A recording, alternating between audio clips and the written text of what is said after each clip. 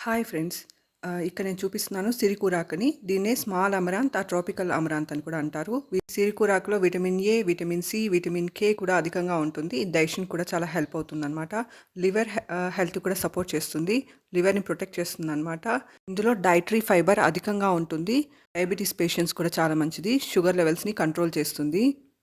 ఇక్కడ నేను చూపిస్తున్నాను డిఫరెంట్ వెజిటబుల్స్‌ని. ఇవి తినడం కూడా చాలా మంచిది. ఇక్కడ నేను చూపిస్తున్నాను గోరుచిక్కుడుగాయని, దీన్నే క్లస్టర్ బీన్స్ అని కూడా అంటారు. ఇక్కడ నేను చూపిస్తున్నాను చిలకడ దుంపల్ని, దీన్నే గంజిగడ్డలు అని కూడా అంటారు. వీటిలో కూడా ఫైబర్ అధికంగా ఉంటాయి.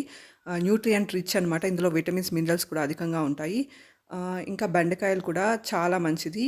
ఇక్కడ నేను చూపిస్తున్నాను నాటు బెండకాయలని. వీటికంతా అసలు ఎక్కువ పెస్టిసైడ్స్ మందులు ఏం కొట్టకుండా నేచురల్‌గా పండిస్తారనమాట. ఇక్కడ నేను చూపిస్తున్నాను గంజిగడ్డల్ని. ఇవైతే స్నాక్స్‌గా తిన్నారంటే చాలా హెల్తీ. ఇక్కడ పచ్చెనిక్కాయలు అయితే వీటిని స్నాక్స్‌గా తీసుకోవడానికి బావుంటాయి. వీటిని ఉడకబెట్టి అయితే తీసుకుంటారు. జంక్ ఫుడ్స్ తినడం బదులు ఇలాంటి నేచురల్ ఫుడ్స్ తినడం చాలా healthy. Thank you for watching.